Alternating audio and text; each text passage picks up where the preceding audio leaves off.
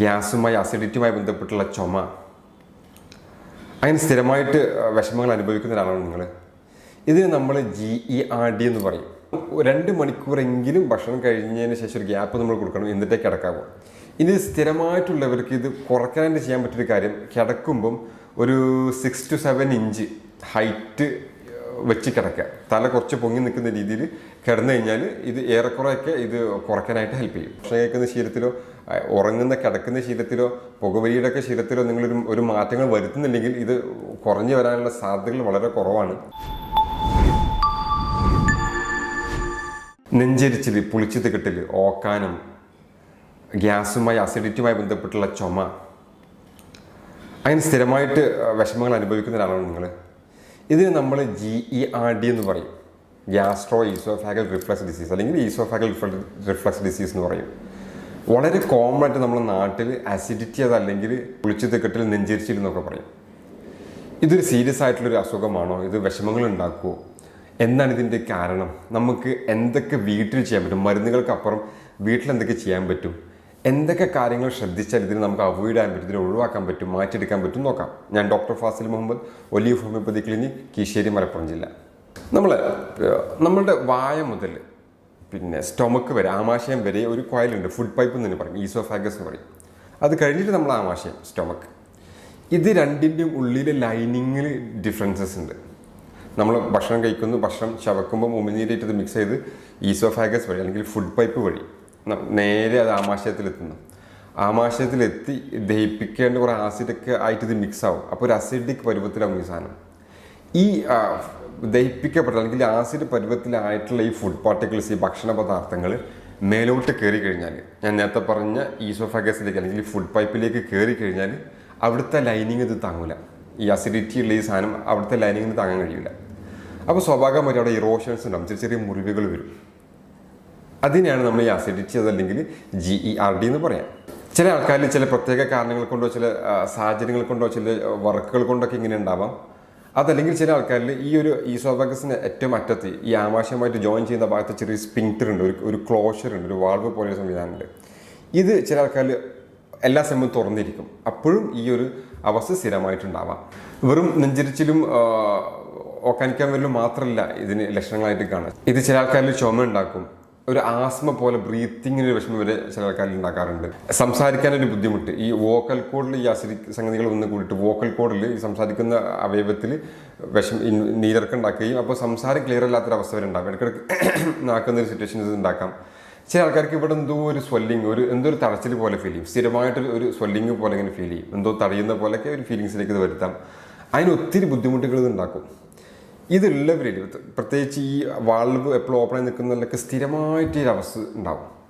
സ്ഥിരമായിട്ട് ഉണ്ടാവുന്നത് തന്നെ അവിടെ മൊത്തത്തിലുള്ള ജീവിതശൈലിയെ ബാധിക്കും. ഒരു ഹെവി വർക്ക് ചെയ്യാനോ ഒന്ന് കുഞ്ഞു നിൽക്കാനോ ഒന്ന് ഓടാനൊക്കെ ബുദ്ധിമുട്ടുകൾ ഇതുണ്ടാക്കും. ഈ അവസ്ഥ ട്രിഗർ ചെയ്യുന്ന, ഈ അവസ്ഥ ഉണ്ടാക്കാൻ സാധ്യതയുള്ള കുറച്ച് സിറ്റുവേഷൻസ് നമുക്ക് ഐഡൻറ്റിഫൈ ചെയ്യാൻ പറ്റും. ചില ആൾക്കാരിലൊക്കെ പലപ്പോഴും ഇത് അസിഡിക് ആയിട്ടുള്ള ഫുഡ് കഴിക്കുമ്പോൾ, അച്ചാറ് ഒക്കെ പോലത്തെ സുറുക്ക പോലത്തെ ഫുഡ് കഴിക്കുമ്പോൾ ഇത് വിഷമങ്ങൾ ഉണ്ടാക്കാം. ഭയങ്കര സ്പൈസി ആയിട്ടുള്ള ഫുഡ് കഴിക്കുമ്പോൾ വിഷമങ്ങൾ ഉണ്ടാക്കാം. ഫ്രൈഡ് ഐറ്റംസ് കഴിക്കുമ്പോൾ, വറുത്ത ഫിഷ് ആയാലും ചിപ്സുകളായാലും മറ്റു ചിക്കൻ പോലത്തെ ഒരുപാട് മസാല ചേർത്ത് വറുത്ത സംഗതികളൊക്കെ ആയാലും ഈ ഒരു അസ്വസ്ഥത കൂടുതലായിട്ട് ഫീൽ ചെയ്യും. ഗർഭിണികളിൽ ഇത് വളരെ കോമൺ ആയിട്ട് കാണാറുണ്ട്. അതിന് കാരണം അവിടെ വയറ് വീർത്തിരിക്കുന്നത് തന്നെയാണ്. അപ്പം മലന്ന് കിടക്കുമ്പോഴൊക്കെ ഈ സ്റ്റൊമയിലേക്ക് കള്ളു വരുമല്ലോ, ആ സമയത്ത് ഈ ഫുഡൊക്കെ മുന്നോട്ട് കയറിപ്പോൾ ഒരു സാധ്യത. അപ്പോൾ ഗർഭിണികളിൽ വളരെ കോമൺ ആയിട്ട് ഈ അവസ്ഥ കാണാറുണ്ട്. അതുപോലെ തന്നെ ഒരുപാട് ഭക്ഷണം കഴിക്കുന്ന ആൾക്കാരിൽ ഈ വിഷമം ഉണ്ടാക്കും. ഒരുപാട് ഭക്ഷണം കഴിച്ചാൽ നിങ്ങൾക്കറിയാം, ഹെവി ഫുഡ് ആകുമ്പം സ്വാഭാവികമായിട്ടും അത് മേലോട്ട് കയറാനുള്ള സാധ്യത വരുമല്ലോ. അത്തരം ആൾക്കാരിലും ഈ വിഷമങ്ങൾ ഉണ്ടാക്കാം. പുകവലിക്കുന്നവരിലും ഡ്രിങ്ക്സ് കഴിക്കുന്നവരിലും ഈ വിഷമങ്ങൾ കൂടി കാണാറുണ്ട്. ഈ അസ്വസ്ഥത അത് അഗ്രവേറ്റ് ചെയ്യും. ഇത് നമ്മൾ ട്രീറ്റ് ചെയ്യാണ്, ചികിത്സിക്കാൻ മുമ്പോട്ട് പോയി കഴിഞ്ഞാൽ ഈസോഫാഗൽ ഇൻഫ്ലമേഷൻസ് ഉണ്ടാകും, ഈസോഫാഗൈറ്റിസ് വരാം, പിന്നെ ഈസോഫാഗൽ സ്ട്രിക്ചർ വരാം. അവിടുത്തെ ഞാൻ നേരത്തെ പറഞ്ഞ വായിൽ നിന്നും വയറിലേക്ക് കണക്ട് ചെയ്യുന്ന ട്യൂബ് ചുരുങ്ങിപ്പോവാം. ഒരു പ്രീ ക്യാൻസറസ് കണ്ടീഷൻസ് വരെ ഇത് ഉണ്ടാക്കാറുണ്ട്. എന്ന് വെച്ചാൽ ഇത് ട്രീറ്റ് ചെയ്ത് കറക്റ്റ് ചെയ്ത് പോകേണ്ടതാണ്. ഇതുള്ളവർ പാലിക്കേണ്ട ചില കാര്യങ്ങൾ പാലിക്കേണ്ടതുമാണ്. അതെന്താ ഞാൻ വഴിയെ പറഞ്ഞുതരാം. ഇത് നമുക്ക് എങ്ങനെ പ്രതിരോധിക്കാമെന്നത്. ഈ ഒരു അവസ്ഥ വരാണ്ടിരിക്കാൻ നമുക്ക് ചെയ്യാൻ പറ്റിയൊരു കാര്യം, ഞാൻ നേരത്തെ പറഞ്ഞ കാര്യങ്ങൾ അവോയ്ഡ് ചെയ്യുക എന്നുള്ളത് തന്നെയാണ്. ഒന്ന് ഡ്രിങ്ക്സ് കഴിക്കാണ്ടിരിക്കുക, സ്മോക്കിങ് കുറയ്ക്കാം. അമിതമായിട്ട് തടിയുള്ളവരിൽ ഇത് നല്ല വിഷമങ്ങൾ ഉണ്ടാക്കുന്നതായിട്ട് കാണുന്നുണ്ട്. അപ്പോൾ തടി കുറക്കാനുള്ള കാര്യങ്ങളിലേക്ക് നോക്കുക. നല്ല സ്പൈസി ആയിട്ടുള്ള ഫുഡ് കഴിക്കാണ്ടിരിക്കുക. ഏറ്റവും പ്രധാനപ്പെട്ട ഒരു കാര്യം ഭക്ഷണം കഴിച്ച ഉടനെ കിടക്കാണ്ടിരിക്കുക എന്നുള്ളതാണ്. ഭക്ഷണം കഴിച്ച് നമ്മൾ ഉടനെ തന്നെ ഓടിപ്പോയി കിടന്നു കഴിഞ്ഞാൽ ഈ ഫുഡ് പദാർത്ഥങ്ങൾ ഈ മേലോട്ട് കയറാനുള്ള ഒരു അവസ്ഥ ഉണ്ടാവും. നമ്മൾ നേരെ ഇങ്ങനെ മലന്നല്ല കിടക്കുക, അപ്പം മിക്കവാറും അത് മേലോട്ട് കയറാനുള്ള ഒരു അവസ്ഥ ഉണ്ടാവും. അപ്പം 2 മണിക്കൂറെങ്കിലും ഭക്ഷണം കഴിഞ്ഞതിന് ശേഷം ഒരു ഗ്യാപ്പ് നമ്മൾ കൊടുക്കണം, എന്നിട്ടേ കിടക്കാവൂ.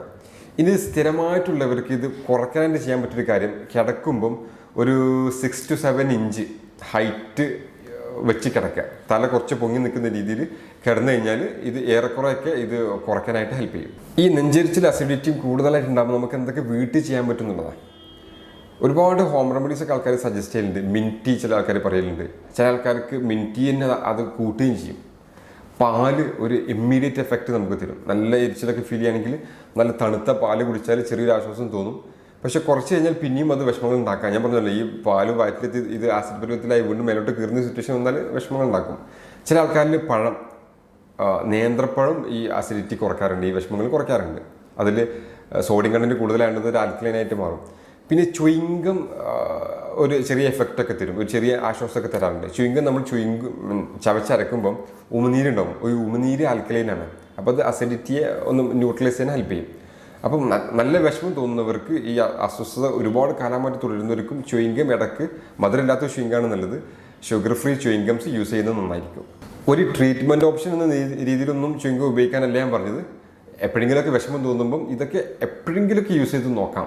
അതുപോലെ തന്നെ ജിഞ്ചർ ടീ, ഇഞ്ചി ചായ ഈ ഗ്യാസ്ട്രിക് പ്രശ്നങ്ങൾ, അസിഡിറ്റി കുറയ്ക്കാൻ ഹെൽപ്പ് ചെയ്യുന്നുണ്ട്. അമിതമായി ഇഞ്ചി കഴിച്ചാൽ ഈ വിഷമങ്ങൾ കൂടുകയും ചെയ്യും. ഇതൊക്കെ ഒരു മോഡറേറ്റ് അളവിൽ ചെയ്യണം. ഇതും ഓരോരുത്തർക്കും ഓരോ രീതിയിലാണ് ഇത് എഫക്റ്റ് ചെയ്യുക. അപ്പം നിങ്ങൾ കഴിച്ച് നോക്കിയിട്ട് നിങ്ങൾക്ക് എഫക്റ്റീവ് ആണോ അല്ലെങ്കിൽ നോക്കിയിട്ട് വേണം ചെയ്യാനായിട്ട്. ഹോം റെമഡീസ് ഒക്കെ ട്രൈ ചെയ്യുമ്പം അതെല്ലാവർക്കും ഒരുപോലെ വർക്ക് ചെയ്തോളുന്നില്ല. എല്ലാവരുടെയും ബോഡി ഒരുപോലെയല്ല ഓരോ കാര്യത്തോടും റെസ്പോണ്ട് ചെയ്യാം. അപ്പം അതൊക്കെ കൃത്യമായിട്ട് നോക്കിയിട്ട് ചെയ്യാമോ. ഇത് തുടരെ വരുന്നുണ്ടെങ്കിൽ, ഈ അസിഡിറ്റി തുടരെ നെഞ്ചിരിച്ചിലും നോക്കാൻ ശ്രദ്ധിക്കാൻ വരലും ഒക്കെ തുടരെ വരുന്നുണ്ടെങ്കിൽ, ചില ആൾക്കാർക്ക് ബ്രഷ് ചെയ്യുമ്പോൾ കനിക്കാനൊക്കെ വരും. അതൊക്കെ സ്ഥിരമായിട്ടുണ്ടെങ്കിൽ നിങ്ങളത് വെച്ചുകൊണ്ടിരിക്കണ്ട. അത് ഡോക്ടറെ കാണിച്ചിട്ട് ഇത് മാറുന്ന രീതിയിലുള്ള ട്രീറ്റ്മെൻറ്റ് ഓപ്ഷൻസ് നിങ്ങൾ സ്വീകരിക്കണം. സാധാരണ എന്തെങ്കിലും വിഷമങ്ങളുണ്ടോ, ഇത് എത്രമാത്രം അസ്വസ്ഥത ഉണ്ടാക്കുന്നുണ്ടെന്ന് അറിയാനായിട്ട് നമ്മൾ എൻഡോസ്കോപ്പിയാണ് ചെയ്യുക. എൻഡോസ്കോപ്പി ചെയ്ത് കഴിഞ്ഞാൽ എത്രമാത്രം ഇൻഫ്ലമേഷൻസിന് നീർക്കുന്നുണ്ട് നമുക്ക് അറിയാൻ പറ്റും. അതാണ് ഒരു ബേസിക് ടെസ്റ്റായിട്ട് ഇതിനെ ചെയ്യാറ്.